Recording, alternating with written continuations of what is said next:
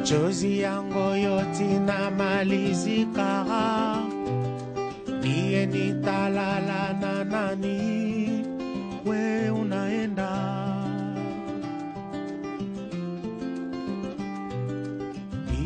Mesdames, Messieurs, bonsoir. Je suis heureuse de vous accueillir à nouveau dans le cadre de l'émission Cogito, l'écran des jeunes. Mais comme vous le savez, toute la nation est attristée parce que nous avons appris depuis le dimanche dernier la mort de l'un des plus grands artistes musiciens de notre pays. C'est lui qu'on a appelé très affectueusement Vieux Bokul. Papa Wemba nous a quittés. Ainsi donc, au nom de l'émission Cogito et de tous les cogiteurs ici présents, nous tenons à présenter nos sincères condoléances à la famille biologique, ainsi qu'à toute la famille de l'orchestre Viva la Musica. La semaine dernière, je vous avais promis de revenir ce soir avec Maître Guillaume Manjolo afin de continuer la cogitation, les débats autour de la citation que nous avons tirée la semaine dernière de son ouvrage qui est titré Ma Nation, avec en sous-titre de la dégénérescence d'une nation et de sa renaissance. Excusez-moi.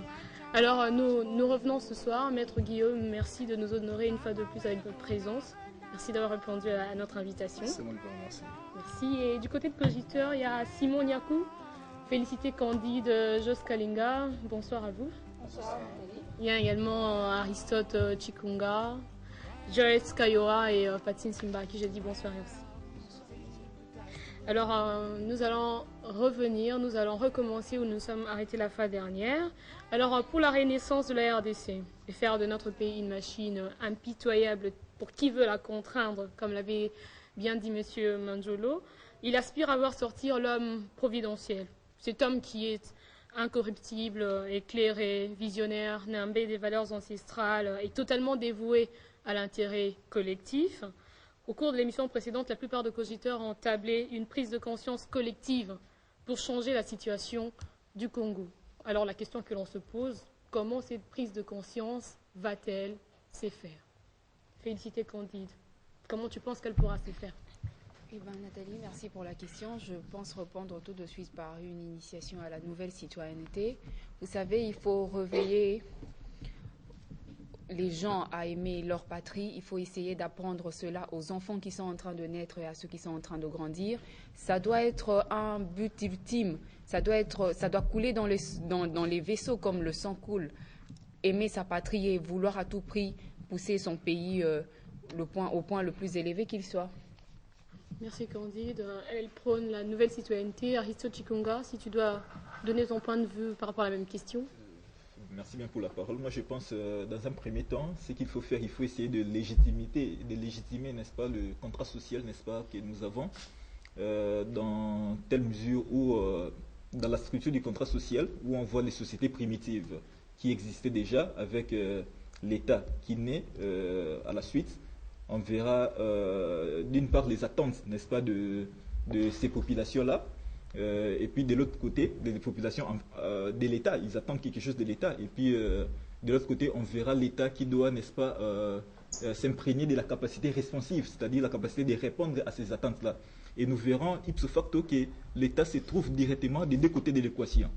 Alors là, il faudrait, n'est-ce pas, renforcer le pouvoir de l'État, que nous puissions être un État fort. La fois dernière, nous avons parlé de la souveraineté, c'est-à-dire lorsqu'on dit l'épithète souverain à côté du mot État, c'est-à-dire dans l'ordre de sa compétence, l'État ne relève pas d'aucune autre autorité. Donc c'est un peu ça, un État fort qu'on veut, qui bénéficie, n'est-ce pas, de la légitimité de sa population, du contrat social. Et il faut faire comme Candide, l'éducation à la citoyenneté, que tout le monde puisse être emmêlé, n'est-ce pas, dans cette conscience collective-là, qu'on avait déjà évoquée dernièrement. Cathy, tu as un mot à glisser là-dessus? Oui, je veux rejoindre mes amis dans le même sens quasiment. Nous devons premièrement avoir des dirigeants qui, à leur niveau, savent respecter les lois qu'ils édictent. Les autorités doivent montrer l'exemple en ce qui est d'abord premièrement du respect de certains principes qui règlent la société. Et deuxièmement, il y a l'éducation.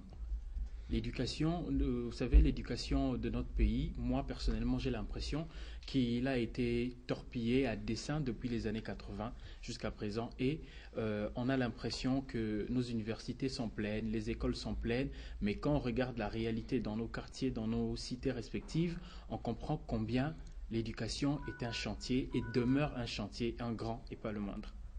Merci Paty. Maître Mangiolo, une prise de conscience collective. Les cogiteurs ont parlé de la nouvelle citoyenneté, de l'éducation, du sens que l'on peut donner aux événements qui nous arrivent. Si vous devez dire également un mot là-dessus, que serait-il? Bon, les premiers mots à dire là-dessus, c'est que j'ai bien sûr celui qui a parlé de l'éducation. Paty. Il a parlé de l'éducation à juste titre, parce que si depuis les années 80, on a une difficulté par rapport à ça, qu'il y a la situation scolaire et surtout universitaire est complètement par terre. Depuis un certain temps, on est en train de reconstruire ça, ça prend du temps. Donc, partant de là, il aurait été utile en ce moment-là de dire, voilà, vous avez pensé que dans le chapitre 1, vous avez parlé de telles constructions. Comment est-ce qu'on arrive à pouvoir trouver solution à ça? Comment vous avez pensé, comment vous avez construit ça? Cette construction de l'homme et du surhomme. Alors, je reviens sur un point majeur qui, pour moi, est, c'est quoi être un Congolais? Parce que vous voulez aimer les Congos? Très bien. Il faut d'abord savoir, c'est quoi être un Congolais? C'est quoi le Congo? Donc la prise de conscience passe par la reconnaissance ou par la connaissance de qui l'on est. Oui, mademoiselle, vous devez vous identifier qui êtes-vous. Qui êtes-vous?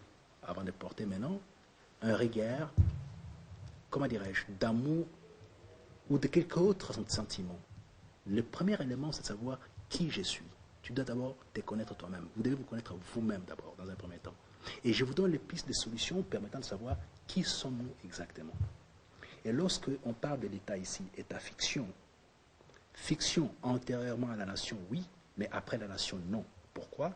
Parce que je prends un texte très puissant sur les cheminements de la production de la plupart des grands États qui sont nationalistes aujourd'hui. On va parler de l'Allemagne, on va parler du Japon, on va parler des États-Unis d'Amérique, qui est les Volkswille et les Volksgeist. Ce sont des mots clés qui sont dans ce texte. J'aurais souhaité qu'on en parle en disant, ça veut dire quoi exactement? Donc, mais je suis mal à l'aise parce que lorsque lui a touché l'essentiel en disant, il y a un problème d'éducation. Ce problème fait qu'on ne sait pas lire un livre. On ne sait pas aller débattre sur un livre. Bon, la question sur la prise de conscience, je pense qu'ils ont le droit de donner leur point de vue. Mais oui. Si nous passons page par page, nous n'allons pas finir cette émission. Non, c'est de 3-4 numéros. Et si votre livre dont nous dire, cela signifie que nous l'avons lu. Oui, mais les livres ne se lisent pas forcément comme ça. C'est-à-dire que ayez au moins la modestie de dire... Non, non. Ce n'est pas un roman, ce sont des idées.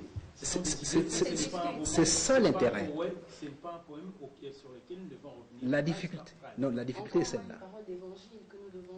Voilà, c'est-à-dire qu'on est là, on est dans ce que j'appellerais les folklores intellectuels, qui va dire tu places un mot, tu ajoutes un autre mot, ici, suite, ça pour faire bien. Non, c'est pas ça. Il y a une démarche. Ce sont vos écrits, vos idées, et nous revenons sur comment vous idées, déterminez pas sur des phrases. Non. Et les idées sur lesquelles nous revenons, c'est à vous d'expliciter ce que vous pensez. L'autre jour, vous avez parlé du recoupement avec Géry, mais c'était une phrase qu'il a pris dans un contexte que vous devriez expliquer. Vous êtes attardé à dire qu'il a fait un prélèvement, alors que nous attendons à ce que vous nous expliquiez. Si vous voulez savoir les idées. Si vous voulez savoir. Merci Paty. Si vous voulez savoir ce que j'ai dit, c'est moi qui l'ai dit et comment ça a été construit. Parce qu'on est. Mais exactement, attendez, mais vous ne pouvez pas à la fois proposer des choses et donner des solutions vous-même et vous limiter à ça. Si vous voulez vous entendre parler vous-même, très bien. Vous pouvez prendre votre miroir, vous parler, puis vous regardez. Très bien. Or, vous voulez avoir une explication par rapport à un texte, comment il a évolué, comment il a été construit. D'accord? Et on a. Vous avez bien dit un mot, poème, je ne sais pas, roman et tout ça. Il ne s'agit pas de ça. Il s'agit d'un essai. C'est quoi un essai à la base? C'est quoi un essai à la base? La première question pour quelqu'un qui s'instruit... Là, nous n'allons pas parler du livre. Mais il s'agit de ça. Il s'agit de ça. Revenir à la question, la prise de conscience par rapport à vous, elle passe à l'identification de qui l'on est. Attendez, madame. Mademoiselle, on doit parler de ça. Les gens... Vous savez, la plupart des jeunes gens qui m'ont vu dans la rue, après cette émission-là, m'ont posé les questions que vous ne posez pas ici. C'est ça les grands problèmes. Vous êtes là, vous vous adressez à un auditoire tout à fait énorme. La République vous regarde. On compte sur vous. Mais ces questions, je pense qu'elles valent la peine aussi d'être posées. Elles doivent être posées. elles doivent être posées. Mais simplement, lorsque vous présentez un texte, dites de quel texte s'agit-il? S'agit-il d'un texte, un roman? C'est tout ça, et comme ça, on va d'abord construire la réflexion. Il s'agit d'un essai. C'est quoi un essai? C'est une démarche scientifique qui est assise sur des références. Quelles sont ces références? Dans quel domaine? Et pourquoi est-ce que vous avez pris tel chose par rapport à tel autre? Qu'est-ce que vous démontrez de mieux par rapport à l'ancienne conception et tout ça? Ce sont ces éléments-là qu'on apprend dans la lecture. Nous n'en sommes qu'à la première question. Je pense que le Bien reste sûr, va la couler première question. dans Oui, la mais suite du questionnaire. j'espère vivement et je compte sur vous que ça puisse couler, puisque cette fois-ci, j'ai vraiment besoin de vous entendre travailler sur les textes. Donc, je m'arrête là, je vais vous laisser parler. Tout simplement, la question qui a été posée ici relie l'essentiel qui a été dit à un moment donné par rapport à la nouvelle citoyenneté. Ce n'est pas une mauvaise chose, mais tout simplement, cette nouvelle citoyenneté doit être d'abord la question. C'est qui ces citoyens? De quel pays? De la RDC? C'est quoi la RDC? Donc, il faut La question, une identification. telle qu'elle a dit la chose, et c'est essentiel déjà pour la construction de la citoyenneté. Il faut savoir qui on est. On n'est pas citoyen des Congo-Brazzaville, on n'est pas citoyen du Gabon, on est citoyen de la RDC. C'est quoi la RDC? Voilà la question. Maître Manjolo, oui, Aristote. Dans ce que M. Manjolo vient de dire, de rentrer dans le texte. Et puis j'avais relevé, n'est-ce pas, la doctrine de la révolution conservatrice congolaise. Et dans mes recherches, j'avais découvert que c'est une pensée qui venait de l'Allemagne. Alors, je ne sais pas si on a fait du mimétisme dans votre manière de faire les choses, ou il y a, n'est-ce pas, une connotation ontologique, une connotation propre, n'est-ce pas, à la pensée conservatrice congolaise qui se démarque, n'est-ce pas, de là où vous auriez, entre guillemets, puisé ça de l'Allemagne. En fait.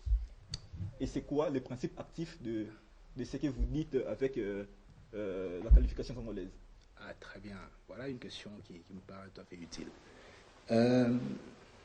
La conservation, la révolution conservatrice de Weimar, c'est une conception tirée de Armin Moller qui a fait une thèse de doctorat sur ce concept-là, qui est un mouvement de réflexion philosophique et politique de cette période-là, la République de Weimar. Et ce n'est pas l'herménétisme, ça s'appelle en sociologie et en philosophie l'herménétique. C'est-à-dire que les belles idées qui sont à un endroit donné peuvent être appliquées à un autre endroit en regard de nos propres réalités. C'est Paul Ricoeur qui a développé cette idée-là. Donc, c'est quoi la révolution conservatrice? Vous savez, à une période dans ce pays, on a parlé de l'authenticité. Cette nécessité de recourir à ce que nous sommes pour pouvoir participer au concert de nations. Sommes-nous une nation? Oui, d'accord. Qu'est-ce qui nous différencie de notre nation? Qui sommes-nous exactement? C'est ça, au fait, la conservation de nos origines, nos éléments, qui fait que nous avons une identité. Et qu'est-ce qu'on révolutionne? Tout ce qui n'est pas lié aux intérêts directs de notre État, qu'on a adopté de manière ou d'une autre, doit être écarté au profit de ce qui nous est nécessaire. Vous avez parlé tout à l'heure de la vertu dans la gestion de la chose publique. Ce sont des éléments qu'il faut absolument mettre en avant, donc partir de ce qui est néfaste pour la santé de la nation et modifier pour apporter autre chose. Maître Manjolo, oui. Je pense que nous allons revenir là-dessus parce qu'il y avait même une question qui avait été posée dans ce sens-là. Elle a déjà été amorcée. Je pense que nous allons suivre la logique. Il n'y a pas de problème, je réponds à une question, hein, mais il n'y a pas de problème. D'accord, merci. Merci Aristote d'avoir posé ta question, mais il ne faut pas oublier que la police des débats, c'est moi qui l'ai. Oui, Jos Kalinga, une réaction. Merci beaucoup Nathalie, vous allez me permettre avec ma voix aujourd'hui. Je pense que la fois dernière à l'émission, j'ai dit qu'il y avait beaucoup à dire. Et aujourd'hui, je peux encore réitérer pour dire qu'il y aurait à boire et à manger, même à vomir. Pourquoi? Parce qu'il faudrait déjà, soit dit en passant, que l'émission Cogito n'est pas une émission à livre ouvert. Pas comme on le fait dans d'autres émissions où on reçoit l'auteur, où on pose des questions pour répondre par rapport à des chapitres qu'il a écrits dans son ouvrage. Nous sommes en train de débattre sur les idées.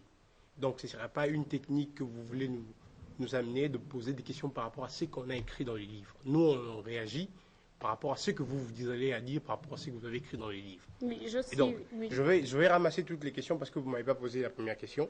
D'abord pour savoir comment est-ce que qu'il y aura cette prise de conscience collective. C'est vrai, là je suis tout à fait d'accord avec Maître Manjolo quand il dit qu'on devons d'abord commencer par savoir qui sommes-nous. Et là, moi j'ajoute qu'il faut d'abord savoir qui sommes-nous, où voulons-nous aller. Ce sont de premières questions, ce sont de bases qu'il faut se poser. Et déjà, là, je suis en train de m'étonner quand Maître Manjolo nous renvoie et poser des questions dans ce qu'il a écrit dans les livres. Mais moi, je suis étonné. Ce que j'ai rencontré dans les livres, ce n'est pas l'invité, ce n'est pas l'auteur que moi j'ai sur le plateau. Parce que l'auteur qui a écrit ces livres est totalement d'accord avec moi par rapport à ce que j'ai énoncé la fois dernière à l'émission. Je vais vous lire la page 86. Quand j'ai soutenu dans ce plateau que nous n'avions pas une nation, encore moins un État, Maître Manjolo a réagi à chaud pour contredire ce que j'avais dit. Alors qu'il est parmi les premières personnes. C'est une question patrie, c'est ça? Attendez. Et là, il va vous expliquer comment est-ce qu'il est arrivé à affirmer que nous n'avions pas encore un État.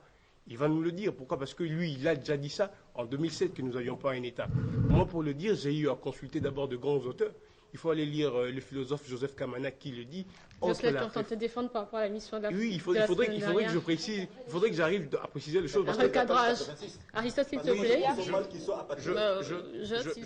Je vais vous lire la page 86. Maître Manjolo le dit clairement. Il dit, ce que nous tentons de construire actuellement n'est pas un État, mais plutôt, il va encore très loin pour dire, mais plutôt un espace monde sans âme. Ça, c'est Maître Manjolo. Alors que moi, je n'avais pas encore rien dit. Je n'ai simplement dit que nous n'avions pas une nation, encore moins un État. Je pourrais peut-être affirmer que nous n'avions qu'un État de façade. Pourquoi? Parce que lorsqu'on parle de l'État, moi je suis juriste et constitutionnaliste, c'est publicitaire.